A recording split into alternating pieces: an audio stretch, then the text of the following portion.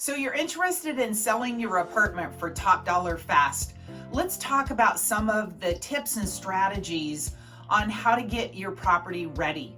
So when you receive an offer, a buyer is most likely going to say that that offer is subject to inspections, meaning the buyer is going to have anywhere from 20 to 25 days to do a thorough analysis and an inspection of your apartment complex. And what they're looking for is they're looking for safety and habitability issues as well as deferred maintenance. So when a buyer comes through with their inspector, they're typically going to have a team of inspectors that will include a commercial building inspector, potentially a roof inspector, and if they're smart, they're probably also going to have the sewer checked, because when you buy a property, you own the sewer connection, and if there's problems with it, you also own those problems from where your property connects into the city services up until the edge of your property and then going into your property. So I see buyers who are smart and savvy. They'll have a plumbing company come out, and it's called a sewer scope, and they will run a scope down that sewer pipe to the edge of the property where it adjoins into the city services. And what they're looking for are things like tree roots that have grown in between the cracks of the pipe and have now bound up and created issues, or broken pipes or settling soil that can also create problems. So that's just one thing that we see with inspections. When the team of inspectors come out, they're going to do typically a thorough analysis. Now, the commercial building inspector, he's also going to be looking for things like mold. Now, there's a difference between mildew and mold, where maybe a tenant doesn't put the bathroom fan on, and when you walk into the bathroom, there's light black things on the wall. That's mildew, because that's condensation, warm air and warm moist air that have accumulated typically in the corners of the bathroom and different places like that. We also see mildew where a tenant will push a couch up against a corner. Typically it's under a window. So moist air is, and then warm air are coming in from the window. It gets trapped behind the couch, and then that air, hot and cold air, and the moisture gets trapped behind the couch and up against the wall, and mildew will grow. So one thing that I recommend to my investors who are getting ready to sell is do a walkthrough of your units before the property goes on the market, so you can get ahead of that. Because when a buyer walks through, if they're not with their licensed professionals who are there to inspect the property for them, they look at that black mildew in the bathroom and they think it's the black mold that can be really expensive to hire a remedy company to come in and clean and remove that mold. They have to be licensed and bonded and certified. There's a difference between mildew and mold can be very difficult to remediate. A lot of times you have to do tenting and plastics, and the guys that come in have to be fully suited up in moon suits with respirators. Your tenant can't be there while the mold is being removed. So if it's black mildew that can be cleaned off, you want to get ahead of that and have your handyman clean that off for you. Again, I'm not an expert on whether it's mildew or mold. That's up to you as a seller. You would need to look into that with an expert on your end and know whether it was mildew that could just be cleaned off with a bleach remedy, or if you needed to actually have it further investigated for mold. That is one thing that a buyer and a commercial inspector will be looking for.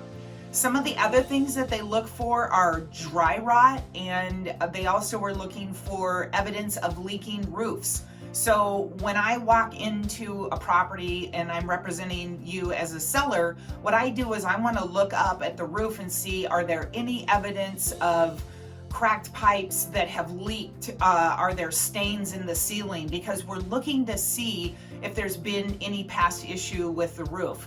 It's really easy to get ahead of that and either get it cured or get a bid, especially if the roof is at the end of its life.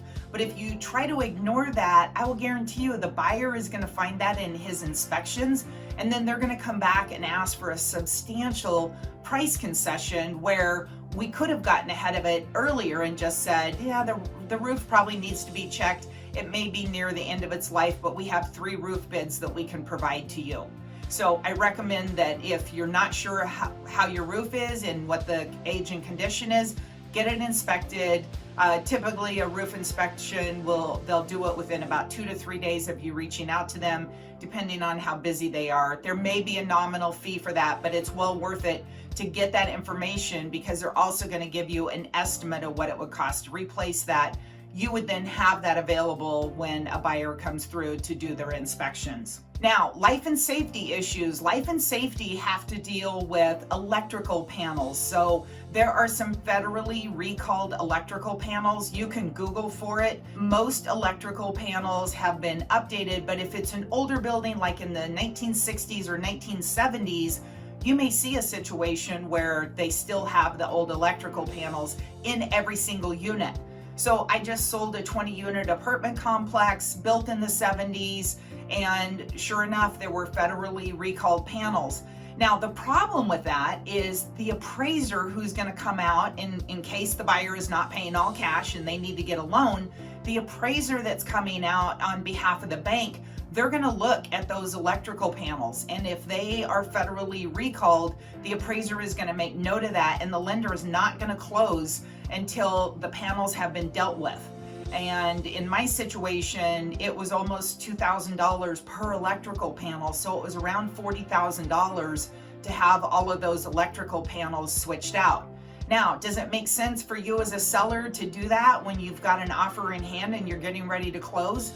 Probably not likely. Your best bet is to try to negotiate a concession and just let the buyer replace those electrical panels after they take possession of the property. Not all lenders will allow you to do that. Some lenders require that certain things be fixed or cured before they will close. It just depends on what the item is, how much it costs, and what time of a year it is. If it's the dead of winter and there's 3 feet of snow out, then the lender will most likely allow a holdback for a roof.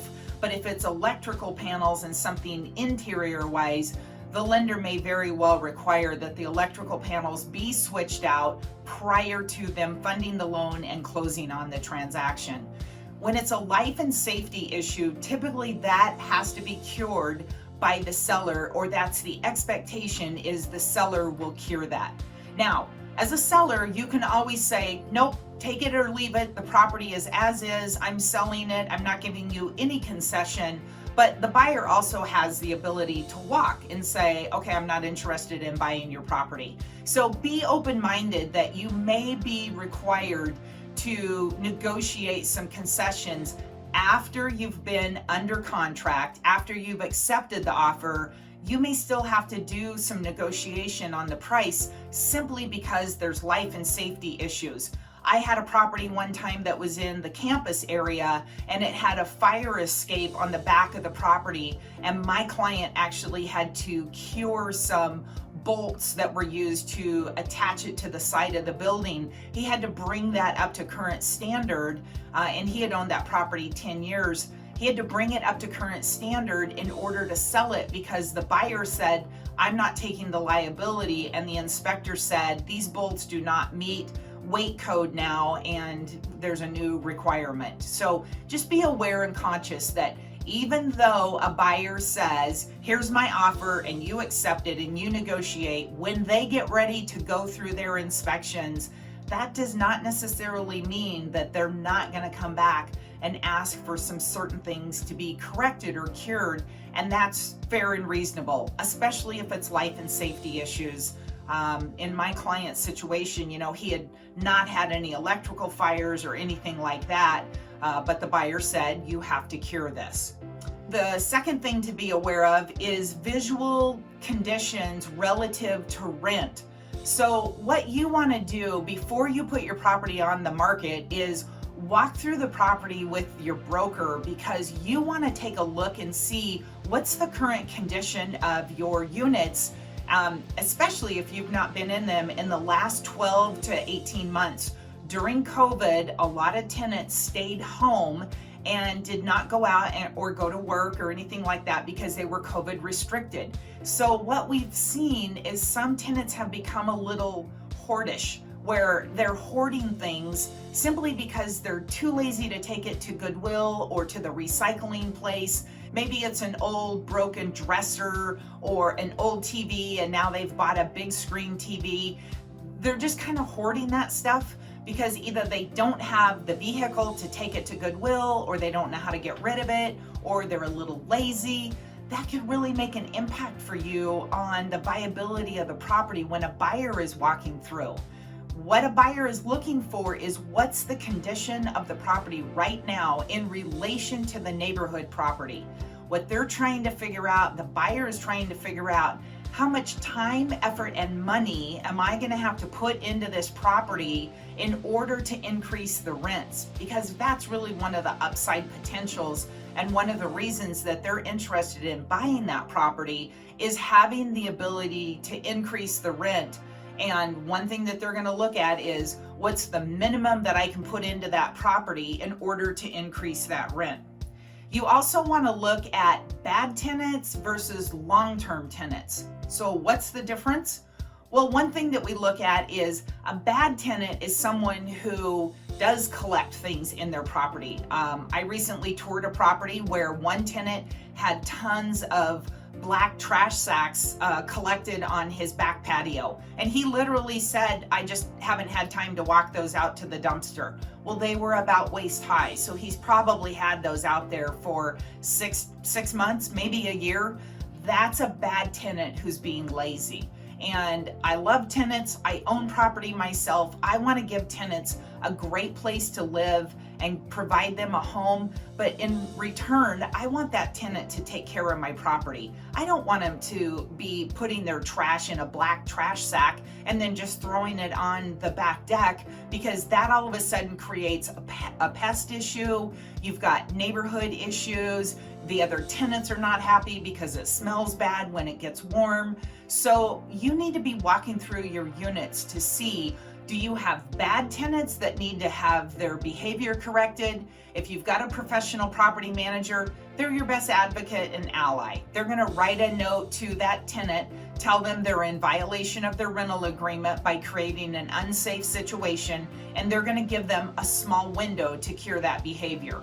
If you self-manage, then that'll be your responsibility. There's forms that are offered by the local associations that you can use to notify your tenant of their lease violations and what behavior needs to be cured. Now, one of the benefits for you in Oregon, 3 strikes and you're out. So if your tenant has violated the lease 3 times, then you can evict them. Now, I'm not an attorney, I'm not an eviction specialist. You definitely need to consult with someone, because if you violate this, you can be fined for up to 3 months of rent plus their attorney fees. But if you've got a tenant that is a bad tenant and they're violating their lease, you definitely want to start documenting that and putting that in the file, because that'll give you an opportunity to give them a no-cause notice and tell them that they have to move. So that's what a bad tenant looks like. Now, a long-term tenant is someone that's just lived there a long time. Maybe they've been there 15, 20 years. My husband and I own several apartment complexes. He actually has a tenant that's lived in one of his complexes for over 30 years.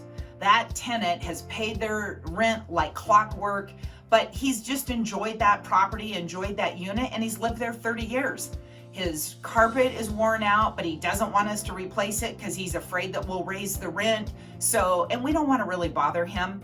But that's the difference between a bad tenant versus a long-term tenant. With a long-term tenant, if you've had someone that's been in a property or been in a unit for, say, 10 years, you're probably going to need to go in and spend some money to renovate that unit.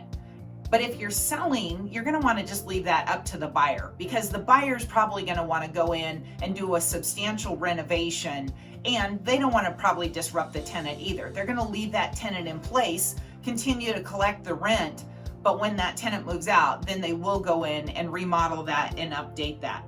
So what you're looking for there is what's the difference between a bad tenant versus a long-term tenant, because that'll make an impact on your repairs and maintenance. And it'll also be how a buyer views it when they go in to look at that property. If they see a rough condition, right off the bat, they're gonna say, all right, it's gonna take me $20,000 to rehab this unit.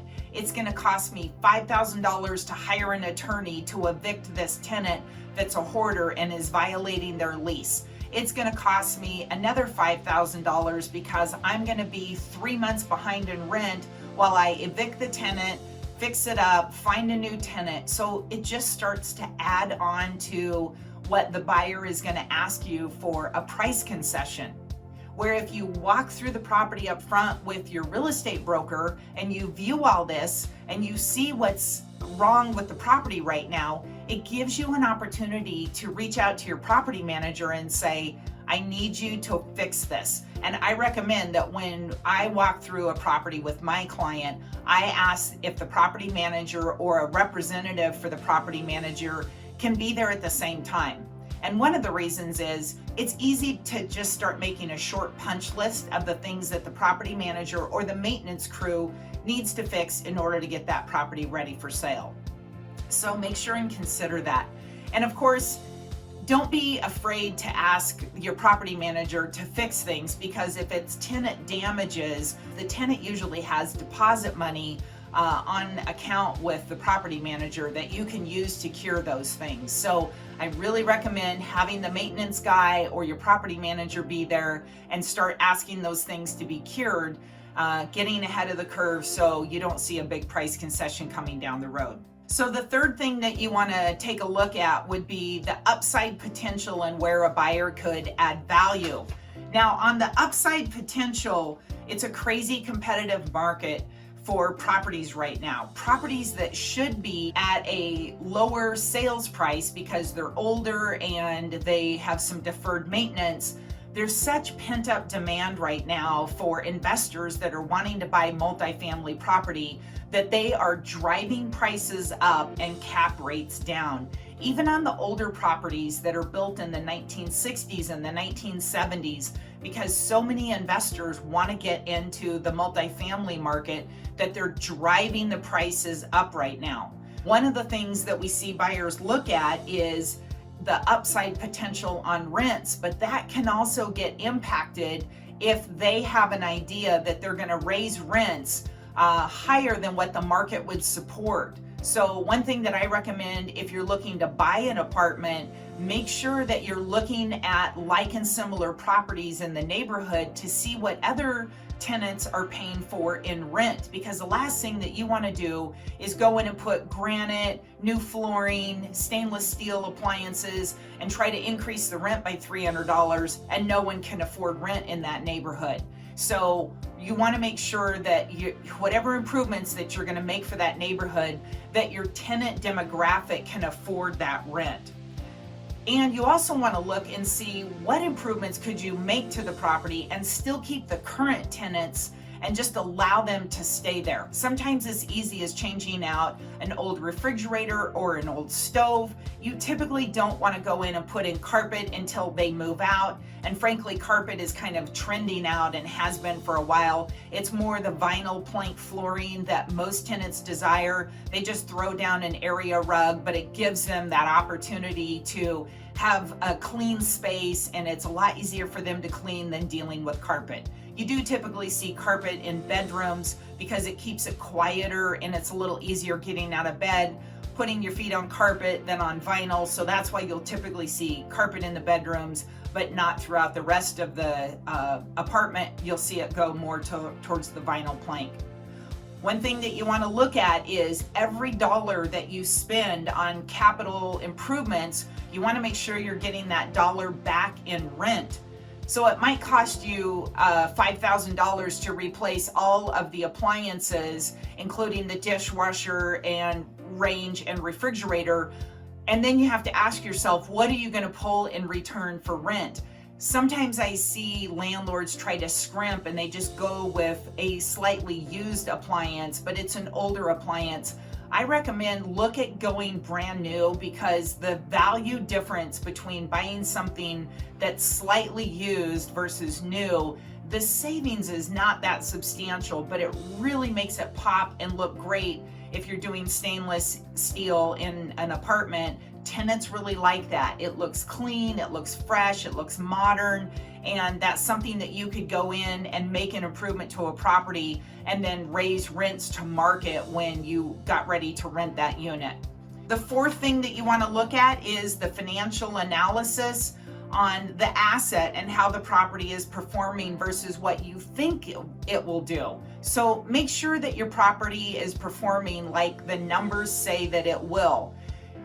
One thing that I look at is the vacancy factor. I always factor in 5% when I'm analyzing a property for an owner. Why do I do that? Because I know both the lender is going to do that as well as the appraiser.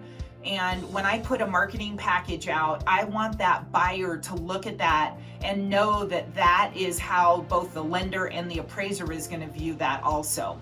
So that's one thing that we look at, is the vacancy factor. And then I also look at maintenance and repair and see how much have you spent in the last 3 years according to your Schedule E or your profit and loss. One thing that comes into play there is the cap rate, or the price that a buyer is willing to pay for it. So I often see brokers that try to go really skinny on expenses because they're trying to show the largest net operating income possible in order to show a big sales price. But that will typically bite that investor and the broker, because when a savvy buyer comes in, they're going to say those expenses are too skinny. They really should be 40% of the income, not 22%. So when I'm doing an analysis, I want to demonstrate to you why I use the expenses that I do. And I typically count like $800 for each unit for maintenance and repair, because that's kind of a typical rule of thumb, is between $500 to $800 per unit, depending on the age and the condition of the property. Your ability to increase the rents will also be factored in by what capital improvements that you put into the property, as well as the capital expenses. So one thing that a buyer is looking at is how long have the tenants lived there? What's the longevity of the tenants? Do the tenants turn in and out a lot? Is there high vacancy, or do the tenants have a tendency to stay long term? Because that shows that you're offering them a great place to live and the tenant base is happy.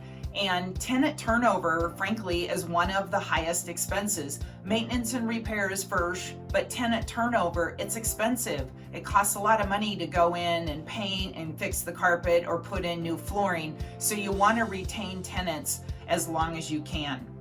Be cautious of using in-place rents versus upside rents. When I put a marketing package together and I'm getting ready to offer a property to market, I typically will not show future market rents unless it's pretty substantial and I can document it with at least 3 like and similar properties.